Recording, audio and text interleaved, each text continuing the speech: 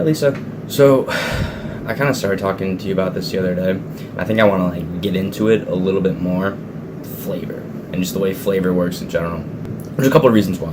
I don't think that a lot of people really appreciate and understand flavor as much as I do as a cook and a food scientist.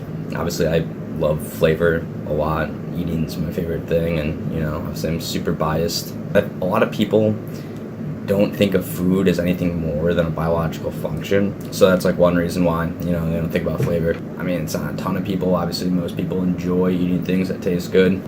Second thing, confusion between the two words taste and flavor in the industry, and you get taught this kind of in elementary school sometimes. Taste refers to the tongue, right? The receptors on the tongue that are actually being stimulated by individual molecules. Sweet, salty, sour, bitter, umami, and now gaining some traction, kokumi. Those things are taste, but flavor is everything on top of that, including taste, right? So, and I think the reason why that starts to get even more confusing to people is because it's just so much going on at once that's all happening in your mouth, so it's really hard to pull apart the different pieces. Take a sip of some juice, tastes sweet right away. You notice that it's cold, you feel the how thick or thin the liquid is in your mouth. So already you're getting senses of taste, feel. It's pop, it's fizzing a little bit, and you can actually hear the fizz. So you're getting sound in there too.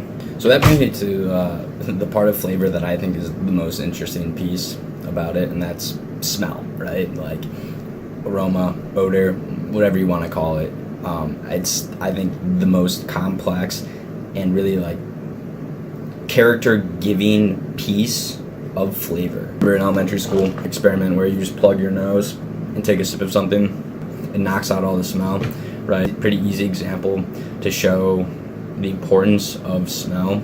But I don't think it does a really good job of illustrating how cool smell is really in the context of flavor. Just because by plugging your nose, it feels like you're just blocking the ability for the smells to go into your nose, but that completely ignores where the majority of the action's happening, and that's just the retronasal olfactory, right? So it's the fact that you actually smell backwards.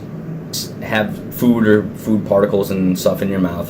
When you breathe out, it forces air back out through your nose. Those air molecules that you just swallowed then come back up and through flavor receptors, right, that connect almost directly to your brain. So a little bit better experiment than the plugging your nose is if you take a juice, something that's kind of sweet, take a sip of it, hold it in your mouth, and breathe out. You just don't really taste anything, right? You can feel the sweetness, you can feel the sour depending on the juice. Take a sip, and then breathe out. All of a sudden, all that taste comes through, right? Or all the flavor, I guess would be the right word. Popular vernacular kind of mixes the two up, right? And this is even more confusing too, because it feels like it's coming from your mouth, so it's really hard to recognize that the flavor isn't originating in your mouth, but it's actually smell coming back up. It's incredible how many different flavor compounds there are, and there's just thousands and thousands of them. And all of them kind of register differently in our brain. And the reason why this is extra cool is because, for the most part, sweet is sweet. That's it. All those other tastes, right? Regardless of what form they're in, they feel pretty much the same. But if you have the same amount of sugar in honey or the same amount of sugar in granulated sugar, you recognize they taste super different. And it's because of these aroma molecules. And there's just thousands of them, and on top of that, once you combine them, they create new sort of flavor images in our mind, right? So you could take this 5 molecules and you mix them in different ratios, they're going to taste super different.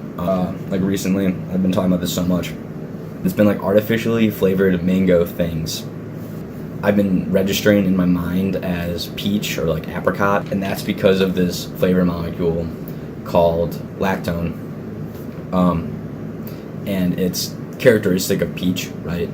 But it's also very heavily prevalent in mangoes. It's a mango, you don't think, oh, this tastes like a peach. And the reason being is because there's a lot of other flavor molecules on top of it that characterize it and like make the total thing taste like mango. So in your mind, you just think mango. You don't think like a little bit of peach, a little bit of clove, a little bit of green pepper, which is really what's happening. It's just sort of difficult to kind of pick out the individual molecules as you taste it.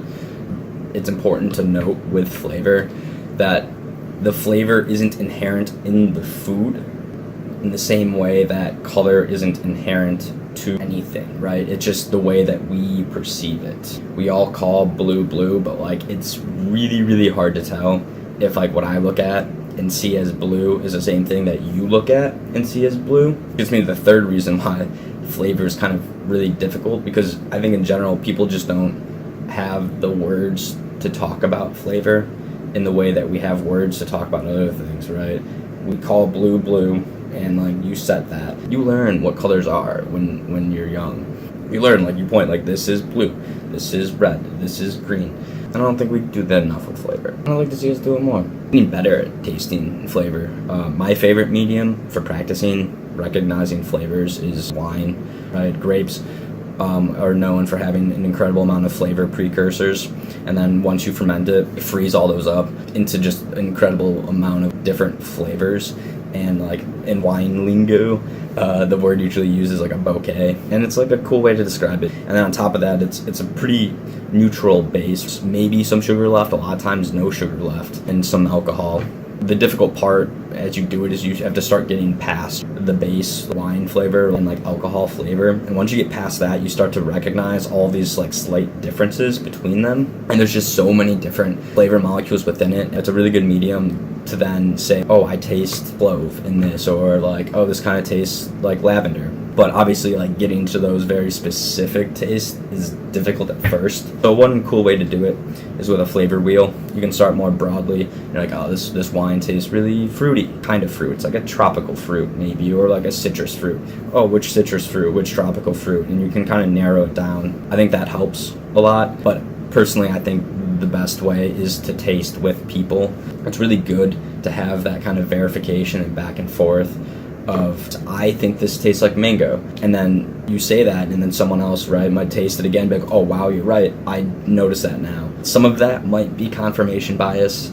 It's really hard to distinguish that out, but I think that's really just the best way to get better at tasting. And once you start doing that, I think it's super cool too, because it just stacks on top of it, and as you start tasting other things, you start to like pick out these flavors. I encourage everyone to, you know, think about what you eat a little bit more. Ask questions, ask other people what they think about it. That's my note to leave at the end of this one. And as always, I have the honor to be your obedient servant, B.er. What else can I talk about?